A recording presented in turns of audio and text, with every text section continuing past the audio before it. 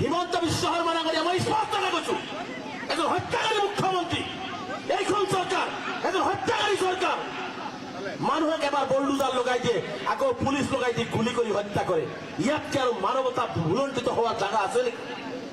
ইয়াতকে আৰু দুৰ্ভাগ্যৰ কথা আছে নেকি ধুবুৰীত আদানীক মাটি দিব আদানী কেতিয়া অসমীয়া হল মই বুজি নাপালো মই এটা কথা জনগণত কৈ যাওঁ আজি হিমন্ত বিশ্ব শৰ্মাৰ পক্ষ লৈ সকলোৱে জিন্দাবাদ মাৰি আছে এদিন এখন অসমৰ ৰাইজে বুজি পাব আমি সকলোৱে বুজি পাম 10 বছৰ পিছত বুজি পাব যে হিমন্ত বিশ্ব শৰ্মাৰ আঙুলিয়াই নিজৰ গাদী সুৰক্ষিত কৰিবৰ কাৰণে অসম বিক্ৰী কৰি থৈ গৈছে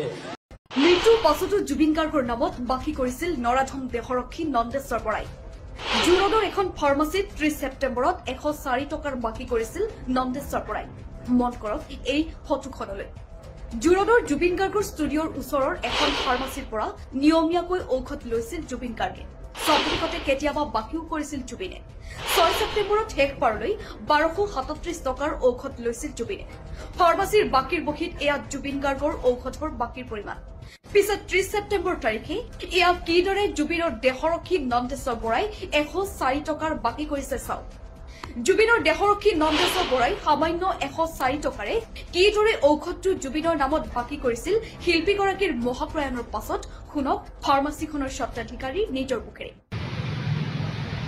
30 তাৰিখে তেওঁ মোৰ পৰা এটা বাকি লৈ গৈছে মই নথকা মই যেতিয়া মানে 1 তাৰিখে জুবিনৰ এটা প্ৰগ্ৰাম আয়োজন কৰিছিলোঁ তো সেই প্ৰগ্ৰামটোৰ সংক্ৰান্তত মই বজাৰ সময় কিবা কৰি আছিলোঁ বাহিৰত সেইদিনাখন মই ফাৰ্মাচীত সময় দিব পৰা নাই তো বৰাই আহি 1 মান বজাত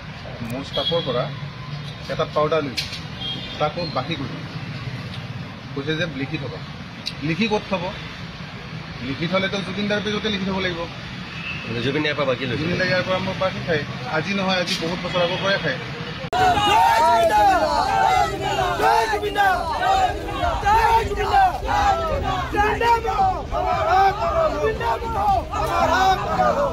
অসমীয়াক মই ধিক্কাৰ দিছো ককাই নিয়াৰ কাৰণে ৰাজপথত হৈ আহিবলগীয়া হৈছে আমি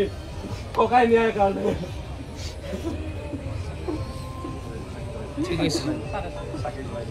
চাকিটো তাত জ্বলাব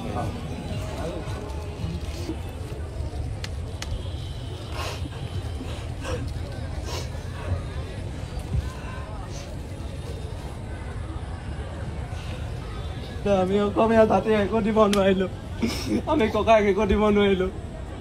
আমাক চব দি থৈ গ'ল কিন্তু আজি ককাই নিয়াৰ কাৰণে আমি অসমীয়াই ৰাজপথত ওলাই আহিবলগীয়া হৈছে কিয় এনেকুৱা পৰিস্থিতি হৈছে